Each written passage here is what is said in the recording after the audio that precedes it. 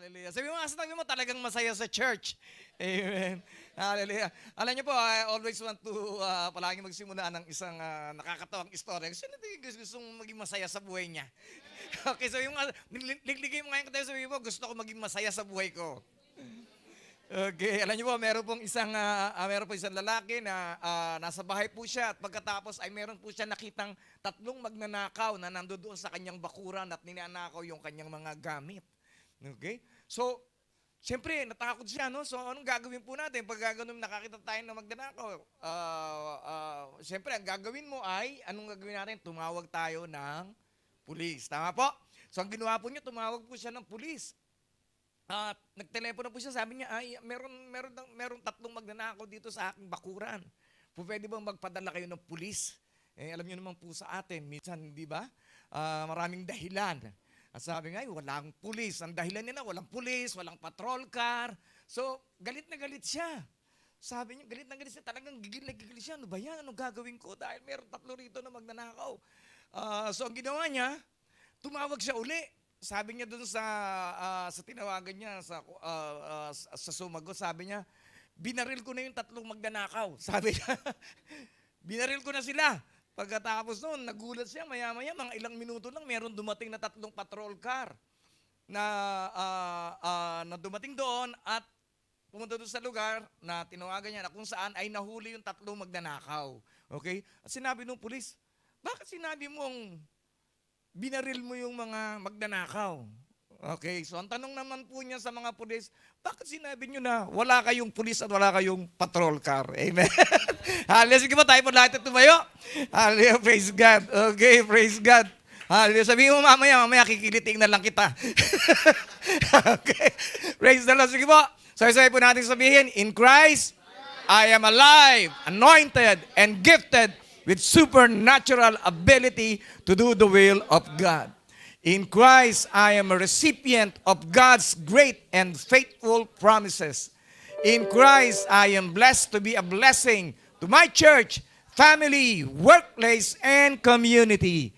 In Christ, I am confident that God will finish the good things that He has started in my life. In Christ, I am devoted to pray, study, and meditate the Word every day to prosper and succeed in life. Yan po yung ating pong sa devotion po natin kanina, Joshua 1, 8, and 9. Di po ba? Kinakailangan that we should always meditate the Word day and night to prosper and succeed. Amen? Ano po yung words of inaral po natin? Do not work hard on your job, work hard on yourself. Okay? Ibig sabihin, mas kinakailangan na mas trabahuin po natin ang ating po sarili. Kesa, hindi ko po sinabi magtamad kayo sa trabaho. Ha? Okay? Kinakailangan magpakasipag po tayo sa trabaho. Magpakasipag din po tayo sa pag-aayos ng ating buhay. Amen? Kaya sabihin mo sa katabi mo, kaya ikaw, ayusin mo na ang sarili mo. Okay? Amen. Okay? In Christ, I am empowered by the Holy Spirit to fulfill my God-given dreams and reach the fullness of my destiny.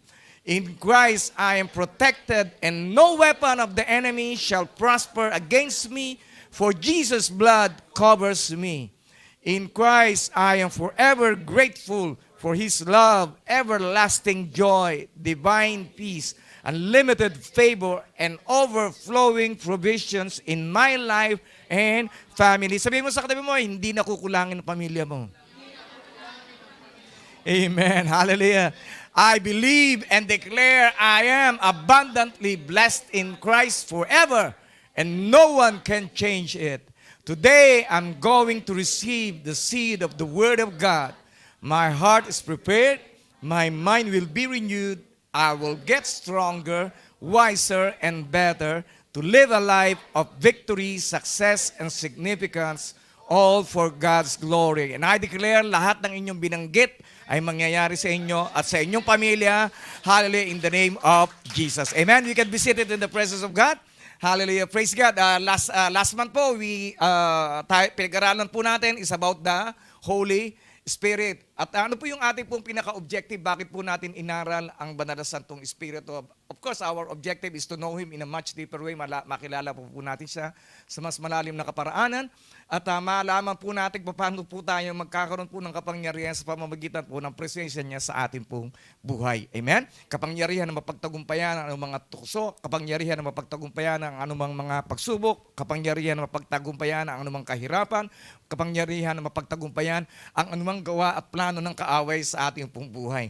Kaya nga, every day we should be always inviting the Holy Spirit to guide us, to teach us, to mold us, para po tayo ay maging makapangyarihang Kristiyano sa habang tayo ay nabubuhay sa mundong ito. Amen? Okay, sino po dito yung gusto maging makapangyarihang Kristiyano?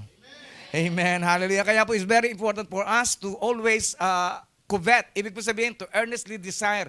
Yung talagang nasain natin, na talagang gustuhin natin, ipanalangin natin, talagang iluhod natin sa Panginoon ang lahat ng kanyang mga regalo upang tayo ay magkaroon ng kapangyarihan sa mundong ito. Amen? Hallelujah. Kaya po ngayon ay pag-aaralan po natin this month ay we're going to learn study about the series of the Kingdom of God. Okay. Sino po dito yung gusto makapasok sa kaharian po ng Diyos? Amen. Hallelujah. So, it's important na pag-aralan po natin kung ano po yung kaharian po ng Diyos. It's always been preached in the Old Testament. Yung mga Old Testament prophets, minarapat nila, pinangaral nila, at ginusto nila na makita ang kaharian po ng Diyos. And in the birth of John the Baptist, sa kapanganakan po ni John the Baptist, nung siya po pinanganak, wala po siyang ibang pinapangaral kundi ang magsisi na kayo sa inyong mga kasalanan dahil nalalapit na ang kaharian ng Diyos. Okay? So, yun lang po ang kanya pong preaching. Palaging araw-araw, pupunta po siya sa Jordan River, magpipreach siya, sasabihin niya, sisi kayo dahil nalalapit na ang kaharian ng Diyos at siya po ay magbabaptize na. Okay? Kinabukasan, ganun na naman ang kanyang sasabihin, repent for the kingdom of God is at hand. Magsisi na kayo dahil nalalapit na ang paghahari ng Diyos. Okay? And then pagkatapos dumating po ang ating po Panginoong Jesucristo, ang ating po Panginoong Kristo, sabi niya, behold the Lamb of God who takes away the sin of the world. At si Andrew, isa pong disipulo ni John the Baptist. He was a Baptist, si Andrew. Pero nung sabihin ni John the Baptist na siya yung hari, okay, I must decrease and he must increase. At doon na po, nag-convert na po si Andrew. Hindi na po siya naging Baptist. Naging in Christ na po siya. Okay? Naging blessed in Christ na po siya. Siya na po ay naki-Kristo na. Amen? Hallelujah. At tinawag niyo si Peter, ay nakita ko na ang Messiah. So napakahalaga po na pag-aralan po natin ang paghahari po ng Diyos. The kingdom of God or the kingdom of heaven ay iisa lamang po siya. Ano po ibig po sabihin nito? This is the kingly rule of God in the lives of people and nation. Ang ibig po sabihin ay paghahari ng Diyos sa ating pong buhay. Okay? Yun po yung ibig po sabihin ng kingdom of God. So, ano po yung kingdom of God? The kingdom of God should be our top priority. Ibig po sabihin, higit na mahalaga. Sabihin mo sa katabi mo, higit na mahalaga. Okay? So, the kingdom of God should be our top priority. Kasi po marami po tayong mga bagay na inuuna sa ating pong buhay. Okay? Kaya po napakahalaga na kung malalaman po natin kung ano po yung priority po natin sa ating pong buhay, siguradong maayos ang buhay po natin. When the kingdom of God becomes our priority, its impact becomes a reality. So ano po ibig po sabihin ng impact? Ang ibig po sabihin ng impact, hindi po impacto, okay? Impact, ibig po sabihin, strong effect on someone or something. Di ba merong epekto ang aral ng Diyos sa iyo, kaya ikaw ay nagbabago, merong epekto ang kapangyarihan ng Banal na Santong Espiritu sa iyo, kaya ikaw ay bumabait na. Di ba? Dati palagi kang tanghali magising, palagi kang late, pero ngayon maaga ka na. Parang lahat kayo late Okay. Hindi mo ba? So ano pa po?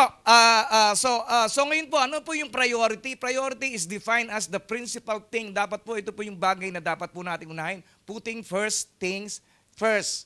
Okay? Hindi po pwedeng kung ano-ano yung mga pinaprioritize po natin sa ating pong buhay. The most important thing, ito po yung pinakamahalagang bagay sa ating pong buhay. Okay? Because everything is temporary. Sa buhay na ito, everything is temporary, but the kingdom of God is permanent. Siya po yung permanente. Okay? Hindi po masisira. Actually po, yung buhay po natin, ano po yung nakikita po natin in the natural world? Everything in the natural is temporal. So ang talagang totoo, yung talagang mas totoo po yung mga bagay na hindi nakikita because they are from eternal. Nakukuha niyo po? Okay. Sabi ko na nga ba, tumatalino na kayo eh. Okay. Amen? Okay. So ano po yung pinaprioritize po natin sa ating buhay? Ano po ba yung inuuna po natin? Inuuna ba natin pagkain? Inuuna ba natin love life? Ano inuuna po natin? Inuuna ba natin trabaho? Pamilya? Ano inuuna po natin? What is your priority in life? Ano ba talaga yung priority ng buhay mo nang talagang occupied palagi ang iyong isipan? Okay? Uuwi ng Pilipinas? Priority, hindi po ba? Kasi po kung ano yung palaging nilalaman ng iyong isipan, ng iyong puso, yun ang iyong priority. Okay? So ano po yung dapat po nating i-prioritize? Your priorities will determine the quality of your life. So kung ano yung iyong inuuna, kung tama ang iyong mga priority, ibig po sabihin, ganda ang buhay mo kasi tama yung priority mo eh. Hello, nandiyan po ba kayo? Tahimik nang nasa umaga, no? Parang mga Baptist. Hindi mo ba? Okay, tahimik. Okay? Your priorities will determine the quality of your life, the quality of your days, the quality of your years, your future, and your destiny. Di ba? Failure to establish your correct priority will cause you to waste two of your most important commodities. Ibig sabihin, kung hindi po natin madidistinguish kung ano po yung mahalaga sa ating pong buhay, dalawang bagay po yung maaari pong mawala. Unang-una sa lahat, ang oras mo. Ikalawa, yung energy mo. Diba? Nag-aksaya ka ng oras, nag-aksaya ka ng panahon. Sa tao naman na nawala na. Aray ko. Hindi ba?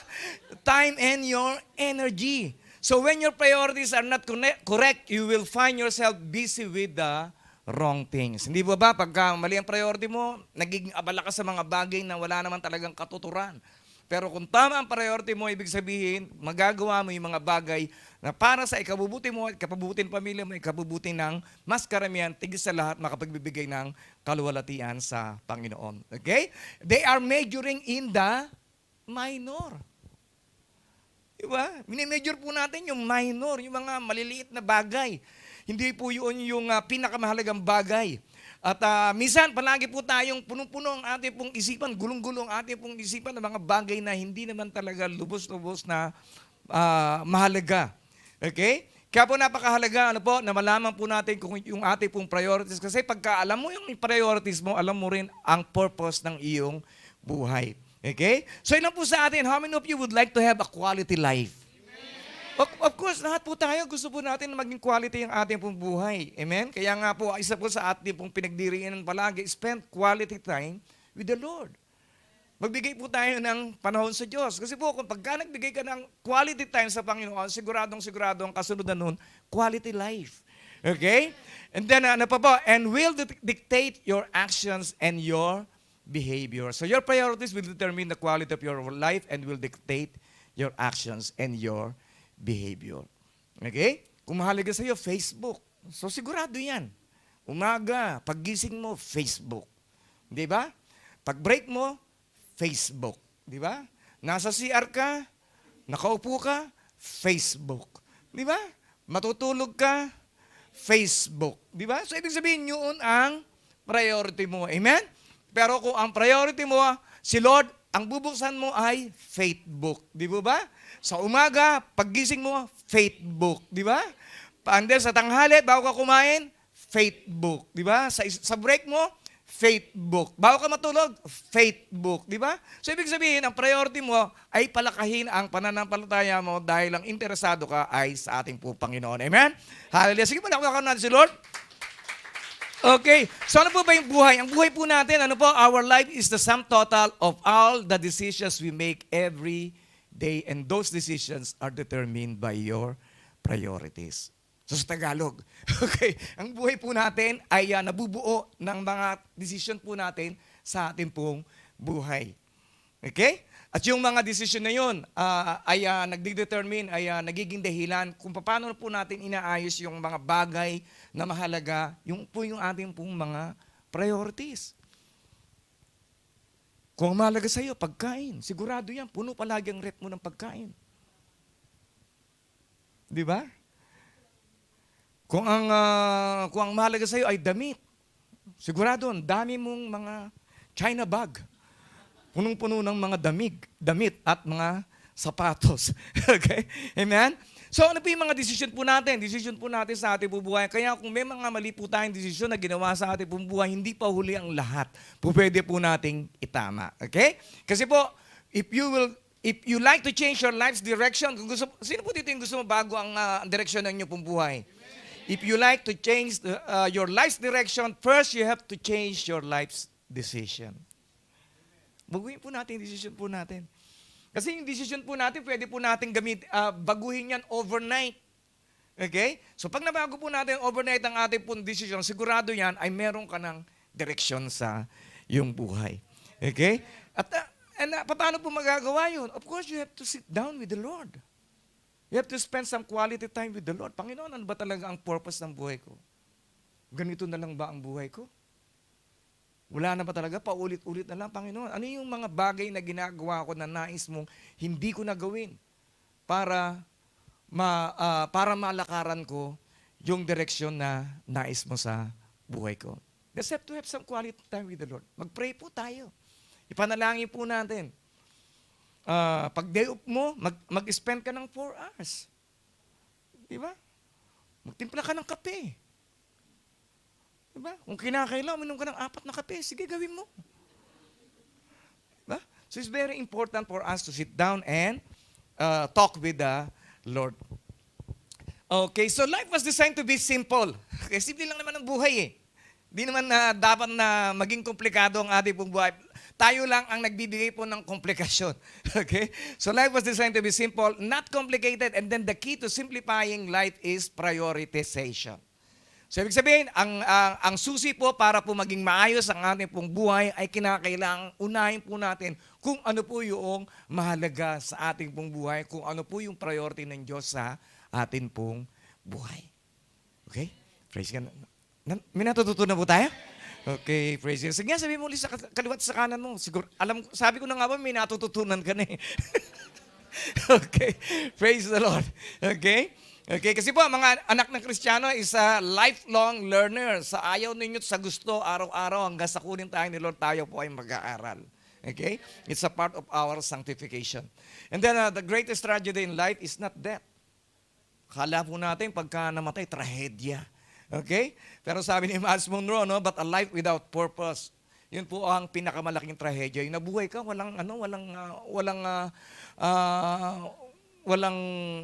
walang layunin, walang kabuluhan ang iyong buhay. Ang gusto mo, papasok ka sa trabaho, uuwi ka, mag-i-snack ng konti, matutulog, gigising, tatrabaho, maliligo muna. Okay, sakay ng bus. Di ba? Tapos magtatrabaho, may ini sa supervisor, uuwi, kakain, matutulog. Diba? Paikot-ikot. Tama po? Kaya po napakahalaga na po. Because a life with wrong priorities, ayan po yung tragedy po ng buhay. The greatest tragedy in life is not death, but a life without purpose and a life with wrong priorities. Kaya po, ayusin po natin ang ating pong priorities sa ating pong buhay.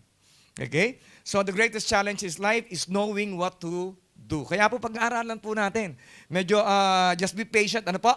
Alam po natin that the greatest failure to be successful in the wrong assignment. Alam niyo po, yung pinaka-greatest failure po natin, nag-succeed ka, ginawa mo yung isang assignment na hindi naman para sa iyo.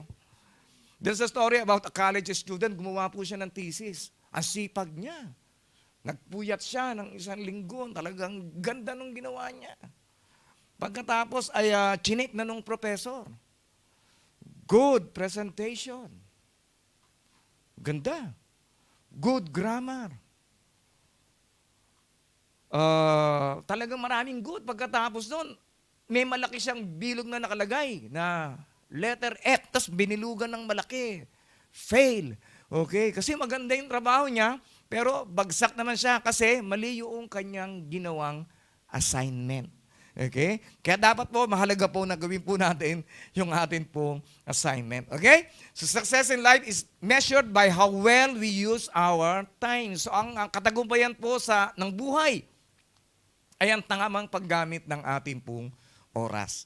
Kasi kung sasayangan mong oras mo, sayang ang buhay mo. Okay? Because time is the true measure of life. So, sabi sa katabi mo, don't waste your time. Sabi mo sa kabila naman, tagalugin mo na, huwag mong sayangin ang buhay mo.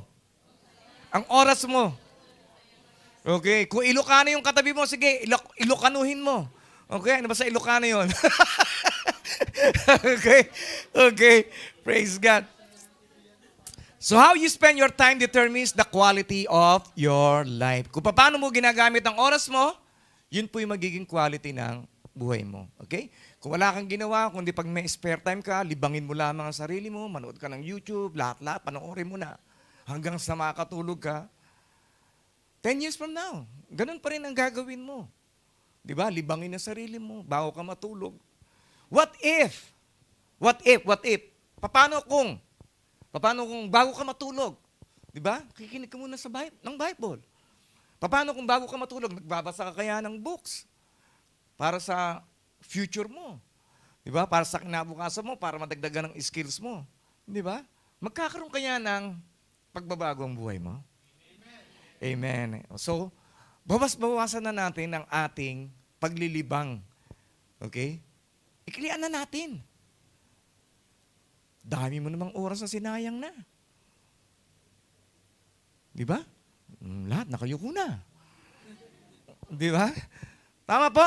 So kung sasayangin po natin ang oras po natin, magugulan na lang tayo, nandudun tayo sa lugar na ayaw po natin.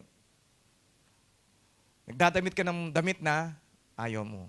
Kumakain ka ng pagkain na ayaw mo. Tumitira ka sa isang bahay na ayaw mo. Nakasama ang mga taong ayaw mo. Gumagawa ka ng trabaho na ayaw mo. Tama po? Okay? No, we have to think in the future. Dapat po, isipin po natin kung ano po yung ating po magiging bukas. Kung hindi po natin iisipin ay wala. Okay? Lalang. Naririto na ako. Wala na akong magagawa. Tama po? Okay po ba yan? Okay, praise God. Okay? So, kaya po napakalaga. Last week, meron po akong dinecline. Kaya hindi po lahat ng imbitasyon ay oo-ohan po natin. Pagka inimbitahan, huy, kainan. Punta ako dyan. Di ba? Kakakain mo na, punta ka na naman sa kainan. Di ba? Last week, merong nag-imbita sa akin. Dinecline ko yung kanilang invitation kasi po meron po mga bagay na mahalaga sa akin. Unang-una, siyempre, yung ating preparation ng... sa akin po, mahalaga po yung mag-prepare po ng ipipreach. Okay? Preach the word to you. Mahalaga po sa akin yun. Kaya po minsan, hindi ko po inoohan yung mga invitation. Lalo na pagka Sabado at Linggo. Kaya patawad po, minsan po, pagka Sabado at nag-message kayo sa akin, minsan hindi ko po nababasa. Okay? Kasi po, naka-focus po ako. Pero nakaka-bless po si Mabi, nabasa ko yung kanyang message. At ako'y na-bless dahil ako'y nakakain kagabi ng pagkain. Okay? Sa birthday yan. Okay? Praise God. Huwag na ninyong tanungin kung ano yung kinain ko. Okay? Okay? Okay. Praise God. Kaya po, huwag po nating oohan lahat ng invitation. Gawin po natin yung mga bagay na mahalaga sa Diyos, una sa lahat, at saka yung bagay na alam natin na mahalaga sa atin. Okay? So the key to effective use of your time is establishing correct priorities. Okay? So, sa Tagalog po, ibig sabihin, ang susi ng tamang paggamit ng ating pong oras ay ang paglalagay ng mga bagay na dapat po muna nating unahin sa ating pong buhay. Okay? Okay, kung halimbawa, mahalaga sa iyo yung love mo, di ba? So mag-expend ka ng time. Di ba? So, ganun din. Kung love natin talaga si Lord, sinasabi natin, I love you, Lord, I love you, Lord. Di ba? Hindi lamang kung pang Sunday si Lord. Pang araw-araw siya. Okay? Kung Sunday mo lang siya wino-worship, pang Sunday lang din yung blessing mo. Gusto mo Sunday lang blessing mo? Ayaw natin, di po ba? Gusto po natin ang blessing ng Panginoon ay araw-araw sa ating pong buhay. So we have to spend time daily sa ating pong Panginoon. Okay? Kaya ang dapat po unahin po natin, first things first. Unahin mo ang mahalaga. Sige, ligligin mo nga yung katabi mo. Gisingin mo nga, sabihin mo sa katabi mo, unahin mo ang mahalaga. Okay. So, bakit ba napakahalaga na yung prinsipyo po ng priority ay ating pong mapag-aralan? Ano po ba yung connection nito sa kaharian po ng Diyos? Okay? Kasi po, the quality of our life depends on the quality of our choices. Ang buhay po natin, magiging maayos po yung ating pong buhay kung magiging maayos po yung ating pong mga pagpili. Kung mali ang iyong mga pinipili palagi, di ba? Ibig sabihin, hindi po magkakaroon po ng kaayusan ang inyo pong buhay. Okay? So, ito po yung hierarchical need na ginawa po ni Abraham Maslow. Okay? Wag po natin tandaan yung pangalan po niya. Okay? Tandaan na lamang po natin yung ating pong mga pangangailangan. Yung nasa ibaba po, yun ating po yung physiological needs. Ibig sabihin, yan po yung normal na kailangan po natin. Kailangan po natin ng hangin, kailangan po natin ng tubig, kailangan po natin ng pagkain, kailangan po natin ng tulog, kailangan po natin ng shelter, ng bahay, kailangan po natin ng damit, kailangan po natin na mag-produce. Okay? And then, ano po yung safety needs? Yung safety needs, yun po yung ating pong personal security, yung ating pong trabaho, yung pong ating pong mga resources, yung ating pong health, yung ating pong mga property. Ano naman po yung love and belonging? Di ba? Sino po dito yung naghahanap po ng love life? Okay? Normal po yan. Okay? That's our need. Kailangan po natin yan. Love and belonging. We need friendship. We need intimacy. We need family. We need sense of connection. Okay? Yan po yung need po natin eh. Ano pa po? And then yung nasa may bandang itaas po ay yung esteem. Ano po yung esteem? Hindi po yun yung pinapausok. Ano po?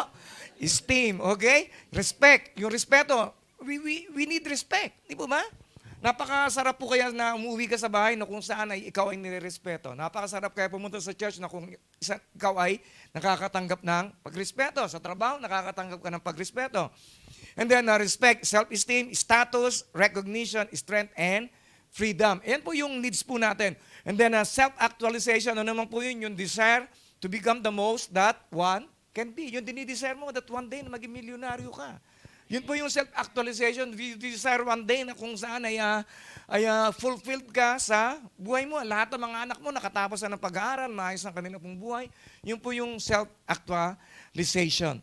Okay? Pero sabi ng ating po Panginoon, Jesus told us not to run after these things. Sabi ng ating Panginoon, wag po nating habulin ang mga bagay na ito. Okay? So let me tell you a secret in life. Okay? The greatest secret to living effectively on earth is understanding the principle and power of priorities. Okay? So napakahalaga na dapat alam po natin kung ano po yung prinsipyo at saka kung ano po yung kapangyarihan pagka inuna po natin ang pinakamahalaga sa ating pong buhay.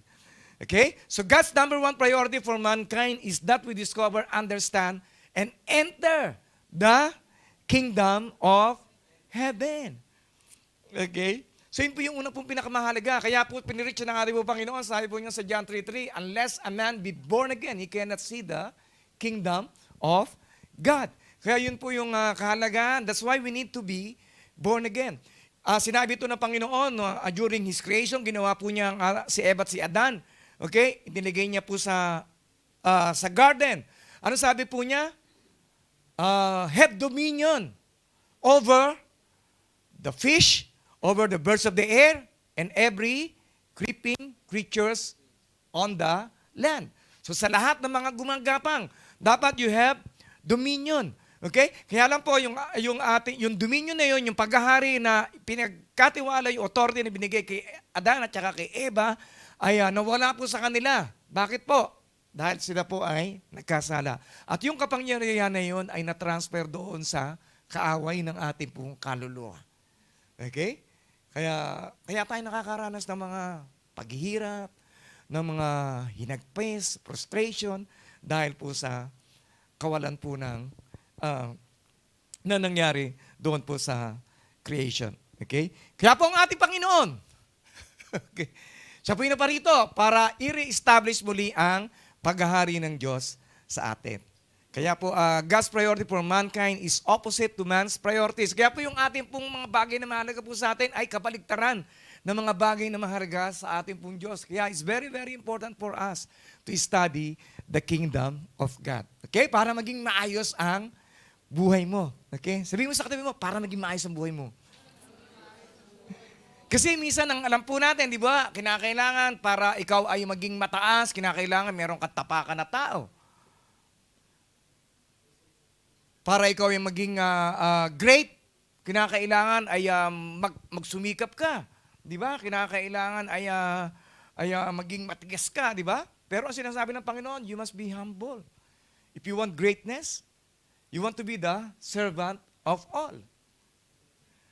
Dapat ikaw ay maging tagapagsilbi ng maraming tao. That is the form of greatness. Okay? Kaya po napakahalaga na alam po natin kung ano po yung number one priority ng Diyos sa ating pong buhay. Okay? So therefore, sabay-sabay po natin basahin, therefore,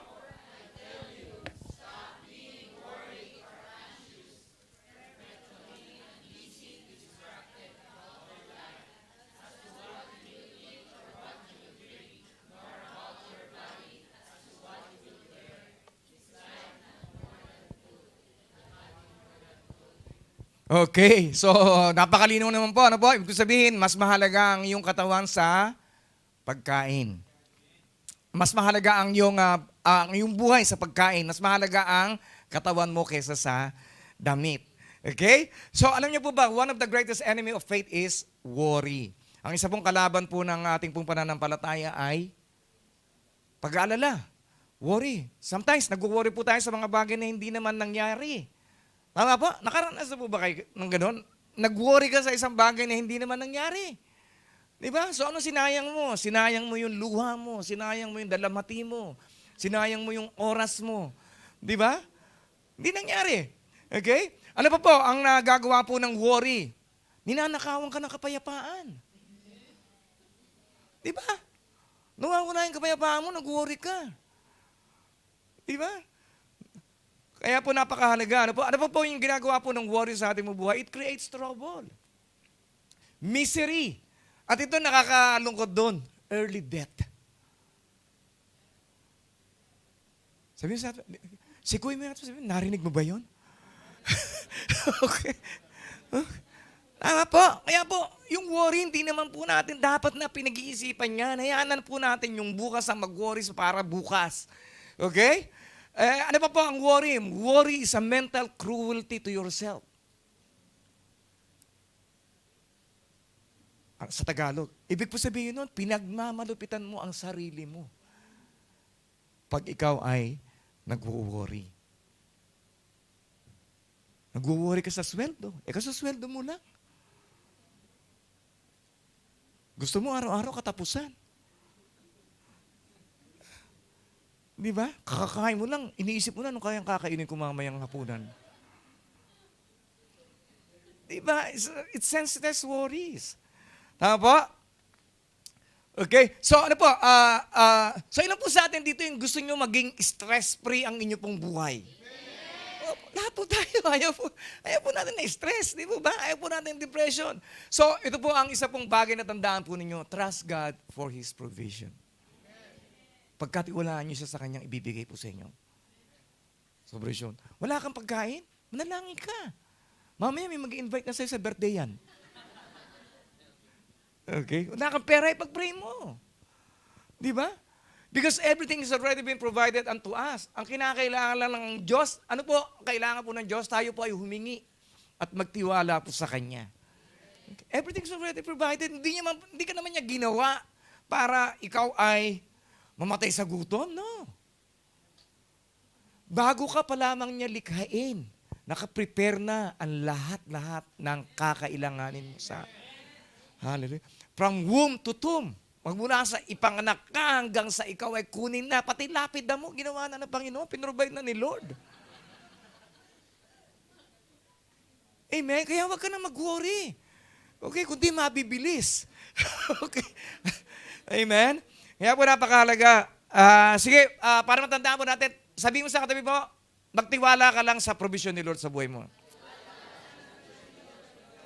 Okay? Kung di ka pinabayaan ni Lord noon, nung nagkaroon ng COVID, di ba, hanggang ngayon malakas ka pa, malusog ka, hindi ka pa babayaan ng Panginoon, buhay ka ngayon dahil may layunin pa ang Panginoon sa buhay mo. Okay? Look at the birds of the air. Sabi niya, nagbigay pa ng illustration si Lord. Presentation, kaya ang Panginoon, magaling po sa presentation. Tingnan mo ang ibon. Di ba? Okay, sabi niya, look at the birds of the air. They neither sow nor reap. Hindi po sila nagtatanim. Hindi rin po sila umaani. Okay? Nor gather the crops into barns, and yet your heavenly Father keeps feeding them. Are you not worth much more than they? Di ba? Ibig sabihin sa Tagalog, hindi ba mas mahalaga ka kaysa sa kanila? Ang ibon hindi ginawa sa wangis ng Diyos. Ikaw ginawa ka sa wangis ng Diyos. You are created in the likeness of God.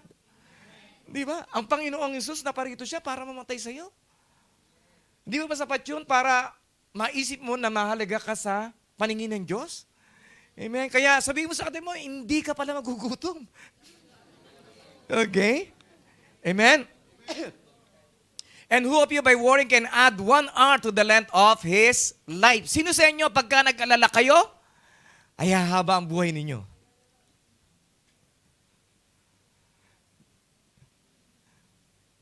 Wala. Tama po? Okay. So kaya po yung kung nakapagpapahaba ang worry, ang pag-aalala ng buhay, siguro ang hahaba ng buhay natin. Abot tayo ng 900 years. Dahil sa dami ng ating pong mga pag-aalala. Okay? At tandaan po natin mga kapatid, ano po? Worry is sinful. Ito po'y kasalanan. And produces fear. Nagbibigay ito ng takot sa ating pong buhay. Ito po isa pong sakit. Sakit na pinagmumulan ng sakit na kung saan ay darami pa ang iyong mga sakit sa patuloy na pag-aalala mo. Okay? Kaya kung gusto niyo magkasakit, simple lang. Mag-alala ka. Okay? Gusto mo magsiklim, mag-alala ka. Okay? Praise God. Kaya po napakahalaga mga kapatid. Kaya huwag kang mag-alala. Ibigay mo na kay Lord, Panginoon, dami kong worries. Nag-worry ako sa health ko. Nag-worry ako sa asawa ko. Nag-worry ako sa anak ko. Nag-worry ako sa trabaho ko. Nag-worry ako sa COVID na ito. Panginoon, binibigay ko na sa inyo lahat. Then banggitin mo ang mga pangako ng Panginoon. Panginoon, sinabi mo, magtitiwala ako siya, pinagkakatiwala ko siya ang aking kalusugan. Pinagkakatiwala ko siya ang aking pong buhay. Pinagkakatiwala ko siya, Panginoon, ang aking finances. Pinagkakatiwala ko siya, Panginoon, ng aking trabaho. Pinagkakatiwala ko siya, Panginoon, ng aking pong pamilya. Amen? Hallelujah. Praise God. So kung magagawa po natin yan, sigurado ko, hahaba ang buhay mo. Okay, hindi lang hahaba, gaganda pa ang buhay mo. Amen? Kasi unang-una nawala ang kaguluhan sa isipan mo. Ibig sabihin, pagka nawala ang kaguluhan sa isipan mo, napapalitan niya ng creativity. God has created us to be creative. Tandaan po natin. Okay? Kaya pagka natuwa ko doon sa isang pinost ko sa My Day. Kayo po ba natutuwa rin pag may pinopost kayo? Di ba? Natuwa po ako kasi meron ako sinagay ito, sabi ko, in quarantine. Pag na-quarantine ka o pagka nakulong ka, di ba uso ngayon yung quarantine? Pagka na-quarantine ka, it's either that you go crazy. Di ba nakakabaliw yun? Di ba? Sa ibang mga hindi po Kristyano, it's either you go crazy or you become creative. Sa Tagalog, kung ikaw ay nakulong, gusto mo ba na ikaw ay mabaliw? O gusto mo na ikaw ay maging, malikhain? Maging creative. Okay? Huwag po nating asa lahat ang pagiging creativity sa ating po, Panginoon. God has created everything already in this world. Hindi ka po pwedeng manalangin ng silya. Okay? Umanap ka ng puno, gawin mong silya, o kaya bumili ka na lang sa Taobao. Okay? Tama po? Okay. So praise God. And why are you worried about clothes? See how the lilies and wildflowers of the field grow? They do not labor, nor do they spin. Yes, I say to you that not even Solomon in the glory and splendor dressed himself like one of these. But if God so clothes the grass of the field, which is alive and green today and tomorrow cut and thrown as fuel into the furnace, will He not much more clothe you of little faith? Ibig sabihin, pagka nag-aalala ka palagi tungkol sa mga bagay na susot mo, mga bagay na kakainin mo, ibig sabihin, ang kulang mo ay pananampalataya. Kaya po ito po yung ating po palagi pong nilalayon na tayo po ay lumakas po ang ating pong pananampalataya. Kasi po, pag tumaas ang inyong pong pananampalataya, ibig sabihin, tataas din ang quality ng buhay mo. Okay? Kasi nakakasunod kayo. Alam mo na kung ano yung priorities mo eh. So in short term po, sa 3 verses na ating pong binasa, ang ibig po sabihin nun, mahalaga ka sa paningin ng Diyos. Okay? Kaya huwag kang mag-alala.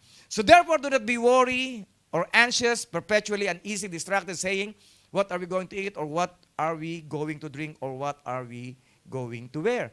For the pagan, Gentiles, eagerly seek all these things, but do not worry, for your heavenly Father knows that you need them. Huwag na kayo makigaya doon sa ibang mga tao na kung ano-anong mga hinahabol nila. Okay? If you will only establish your priorities, sa umaga pa lamang, di ba, magpasalamat ka na sa panibagong araw. You are breathing. Di ba? Pasalamat ka, aircon ang tulugan mo. Di ba? Yung ibang walang bubungan. Ang kanilang tirahan, iba, walang bahay. Di ba? Magpasalamat ka, meron kang kape kahit 3-in-1. Di ba? Praise God. Pasalamat po tayo sa lahat po ng bagay. Yun po yung dapat po nating unahin. Umagang-umaga, magpasalamat na po tayo. And then, ibigay na po natin sa Kanya lahat-lahat ng ating po mga activities na samahan niya tayo. And then, but first and most importantly, seek. First and most importantly, seek. So Tagalog, ano po? So unahin mo. Ito yung pinakamahalaga. Hanapin mo. And then, aim at. Strive after. Ibig sabihin nun ay talagang pag-ibayuhan mo, mag-effort ka. Diba? Gumawa ka ng paraan. Na palaging siya ang unahin mo, His kingdom and His righteousness, His way of doing, being right, the attitude of character of God, and all these things will be given to you as well. Okay? So, ibig sabihin, sa iba pong version, everything will be added unto you. Kanina po, kung naalala niyo po yung Maslow hierarchical, yung ating pong, ano ba, hierarchical, ano yun? Yun na yun. Okay, ang hirap sa English, ano po? Kung babalikan po natin, ano po, yung lahat po ng needs po natin ay makakamit po natin. Okay? Yung physiological needs, pagkain, di ba? Hangin. Kahit ngayon, hangin, problema na. Nakita ko yung isa pong, ewan ko kung natandaan niyo si Chawir. Chawir Ginting, yung aking Indonesia na kaibigan, kaklase sa City Harvest. Nag-post siya. Mabuti raw nakakupo siya ng isa pong canister ng oxygen. Tayo hindi natin kailangan nun. Di ba? Ang dami pong mga namatay dahil naubusan po sila ng oxygen. Sa India, sa US. Di ba? We should always be thankful. Okay? So lahat po ng mga needs na yun ay ating pong makakamit, ay madadagdag sa buhay mo pagka ikaw ay inuna mo muna siya. Okay? Love life, meron yan. Okay? Boyfriend, magkakaroon ka. Girlfriend, meron din. Okay? Pero ang mahalaga, unahin mo muna siya. Okay? Praise God. So ano po yung, balikan po natin yung word na seek. Ano po ba ibig po sabihin ng seek? Ibig po sabihin ng seek ay hanapin. Intentionin mong hanapin.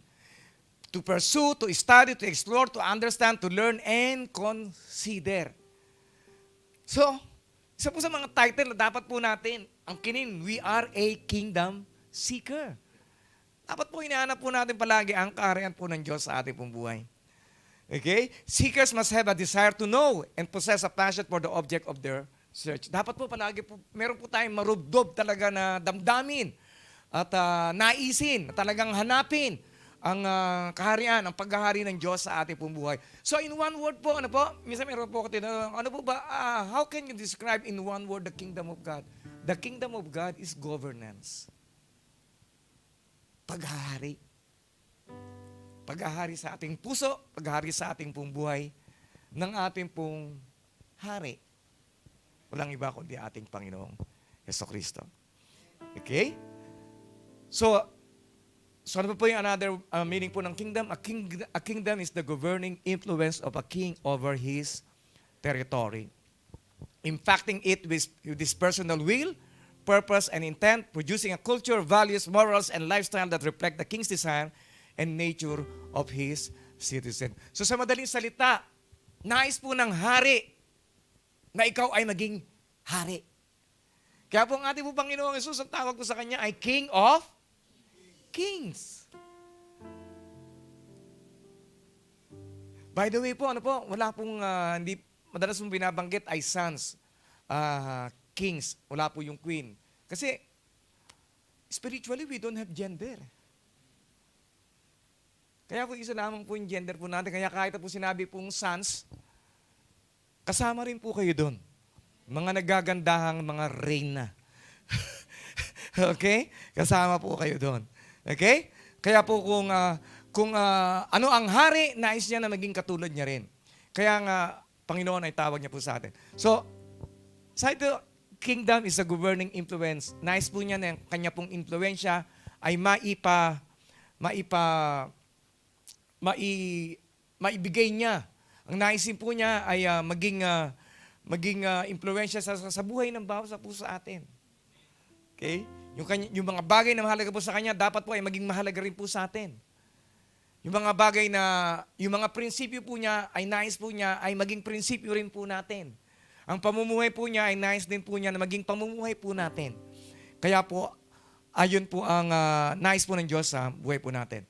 The concept of the kingdom was not invented by mankind, but was the first form of government introduced by the Creator. Okay? Sensya na kayo, talaga medyo Bible study tayo ngayon, ha? Okay? Okay? So, praise God. So ayon po sa ating po Panginoong Jesus, the most important priority of all mankind should be the seeking and studying of the heavenly kingdom, government, and administration of the Creator, God, and His purpose, plan, and program to impact earth. So, ang panalangin po palagi, natin mga kapatid, hindi po yung ang nais ko, ang masunod sa langit, kundi ang nais mo, Panginoon, ang masunod dito sa lupa. Okay? Let your will be done here on earth. Hindi yung nais natin masunod sa langit. Okay? Kaya po napakahalaga na malaman po natin, kung tayo ba'y paghaharian po ng Diyos, 100%. 100%. Maayos po ang buhay po ninyo. 100%. Mawawala po ang takot po ninyo. Come what may. Ano man po yung dumating. 100%. Bibigay ni Lord ang lahat ng pangangailangan ninyo. Hindi ka na uli mangangailangan pa. Amen? Okay. So, but first, ito po, ulitin lang po natin. Ano po? Ito po yung gusto ko po yung iuwi ninyo. Okay? Iuwi ninyo. Ibig sabihin, i-meditate po natin. Meditate po natin. Seek ye first the kingdom of God and His righteousness, and all these things shall be added unto me. Medyo amplified version yung aking pong binasa, pero pwede ninyo basahin yung version na gusto ninyo para matandaan nyo. Seek ye first the kingdom of God and all these things shall be added unto me. Seek ye first the kingdom of God and all these things shall be added unto me. I will seek first the kingdom of God and all His righteousness, and all these things shall be added unto me. Meron po mga verses minsan, mga kapatid, na kinakailangan ay ating pong pinepersonal. Inaangkin po natin yung mga verses na yun. Kasi habang narariyan yan sa libro at hindi po natin inaangkin, mananatili yan doon sa libro. At hindi po yan magiging atin. Ayan po ang pag-angkin po ng mga pangako ng Diyos sa ating pong buhay. Amen? Hallelujah. Sige po, tayo po tayong lahat. Hallelujah. Hallelujah. Just repeat after me. I will seek the kingdom of God and His righteousness. And all these things will be given unto me. I will seek the kingdom of God and His righteousness and all the things that I need things that I need will be given to me. Sige po, one more time. I will seek the kingdom of God I will seek the kingdom of God and His righteousness, and His righteousness, and all the things that I need and all the things that I need will be given to me. will be given to me. Hallelujah. Father God, forgive us for not trusting you and not making you a priority in our life. Pero sa tanghaling ito, Panginoon, we have learned, according to your word, ayon sa iyong salita, na dapat ay ikaw una po naming hanapin. Hindi ang pera, hindi ang trabaho, hindi ang pamilya, hindi ang karir, hindi ang ano pa mang mga bagay sa mundong ito, Lord. Dahil ito ay siguradong darating. Sigurado ang aming pong makakamit. Dahil ito'y pinanghako mo na sa iyong salita. Turuan mo kami, Panginoon. Ipaalala mo sa amin sa bawat umaga na ikaw ang aming pong unahin at ang iyong katuwiran sa aming pong buhay. Jesus, God's righteousness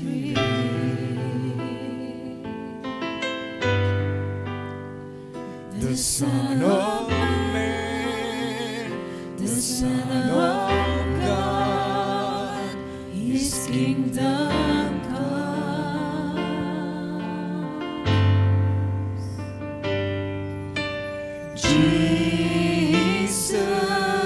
Jesus, redemption sacrifice.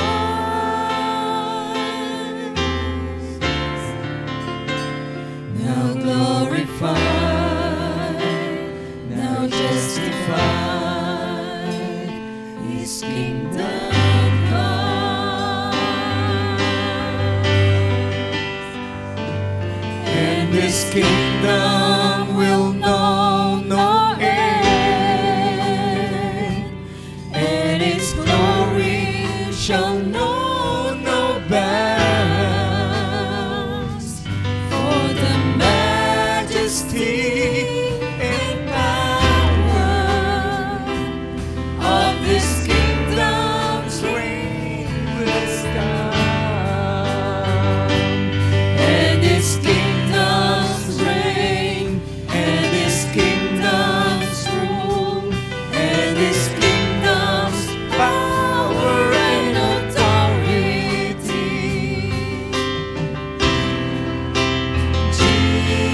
Jesus, God's righteousness revealed. Hallelujah. Hallelujah. Ilan po sa atin dito yung gusto nyo na talagang desisyonan na uunahin po ninyo ang Panginoon sa bawat araw? Hallelujah. So, sa umagang ito, sa tanghaling ito, gusto ko po kayong imbitahin. Yung talagang, sabihin natin sa Panginoon, na hindi dahil sinabi ko sa inyo, kundi dahil talagang gusto na ninyo na siya ang unahin sa inyo pong buhay. Kung ikaw yan, why don't we lift up our hands unto Him? Hallelujah. And repeat this prayer unto me. Panginoong Jesus, Panginoong Jesus, sa araw na ito, sa araw na ito, dinidesisyonan ko dinidesisyonan ko na ikaw ang uunahin ko na ikaw ang uunahin ko hanapin hanapin sa bawat araw. sa bawat araw. Hanapin Hanapin ang paghahari mo sa aking buong buhay. paghahari mo sa aking buhay. Hanapin Hanapin ang iyong katuwiran. ang iyong katuwiran. Make it be my number one priority, O God. Make you be our Number one priority, Now and forevermore. now and forever. Until we see you face to face Until we see you face to face in your kingdom in your kingdom in heaven. in heaven. Jesus, Expressions of God's love. The grace of God, the word of God revealed to us.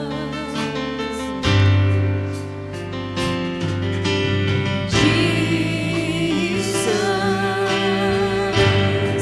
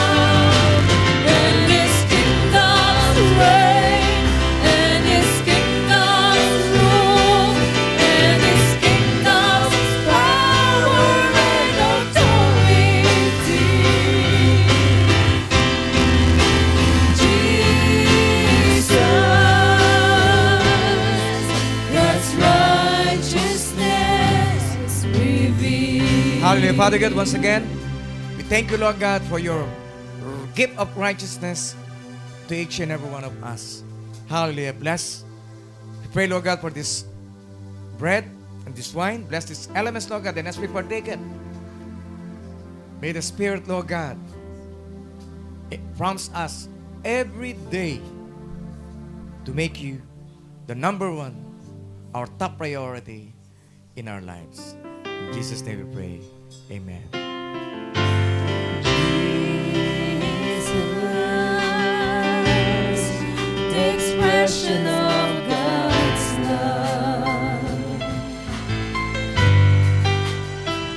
the grace of God, the word of God revealed to us.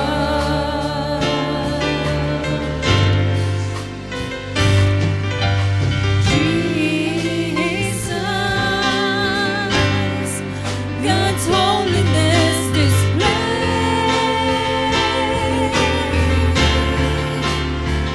now glorified, now justified, His kingdom's gone,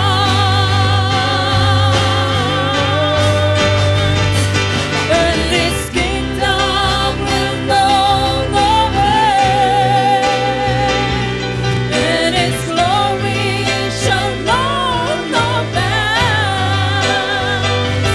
For the majesty and power of this kingdom's King has come, and His kingdom's reign, and His kingdom's rule, and His kingdom's power and authority.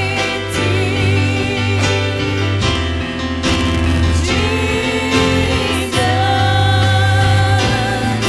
His righteousness within, and His kingdom will know no end, and His glory shall know no bounds. For the majesty and power of His kingdom's King has come, and His kingdom's reign, and His kingdom's rule, and His kingdom's power and authority. Jesus, God's righteousness revealed. Hallelujah. Sige po, let's all lift up the bread together.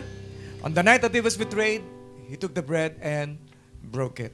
Hallelujah. We declare, Lord God, wasak na po, Panginoon, anumang gawa ng kaaway sa aming pong buhay. We break, Lord God, the rule ng aming pong laman, O Lord. Hallelujah. We break, Lord God, the curse, Panginoon, sa aming pong mga buhay. Hallelujah. We break the bread and said, "This is my body which is broken for you. Eat this in remembrance of me." Hallelujah. Sabay-sabay po natin kayong tinapay na may pasasalamat po sa ating puso. Thank you, Lord.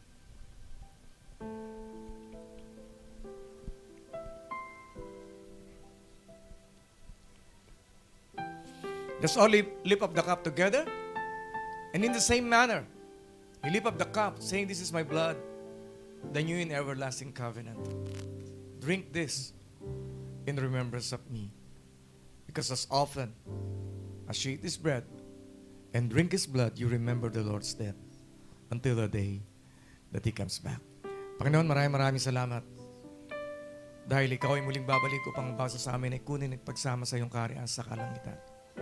Maraming salamat, Panginoon, sa aming pong mga kapatawaran ng lahat-lahat ng aming pong mga kasalanan. Maraming salamat, Panginoon. Dahil Ikaw ay naisumpa upang maranasan namin, Panginoon, ang iyong mga pagpapala sa aming pong mga buhay. You've chosen to be poor, Panginoon, that we may be rich and enrich others, O Lord. You died, and on the third day, you rose again upang ang bawsa po sa amin ay mabuhay para sa iyo lamang. Maraming salamat, Panginoon, sa ginawa mo sa krus ng Kalbaryo sa bawat sa amin. Today, Lord God, we have life, we have blessings, and we have victory because of what you have done at the cross of Calvary. Hallelujah. Sige po, let's all drink from the cup with thanksgiving from our hearts. Hallelujah. Hallelujah. Lord, we declare, Lord God, pass over, Panginoon, ang kamatayan, pass over, Panginoon, ang gawa ng kaaway sa aming buhay. We declare, oh God, pass over ang sumpa, pass over ang kahirapan, pass over, Panginoon, ang sakit, pass over, Panginoon, hallelujah, ang lahat ng mga negatibong pag-iisip. And today, Lord God, we declare that you will always be the number one priority in our life. And we will always seek your kingdom, seek your rulership, seek your guidance, seek your rule and reign in our lives, oh God. Hallelujah. And your righteousness in our life. We love you. We honor you. In Jesus' name we pray. Everybody says, Amen. Amen and amen. Hallelujah. Amen. Praise God.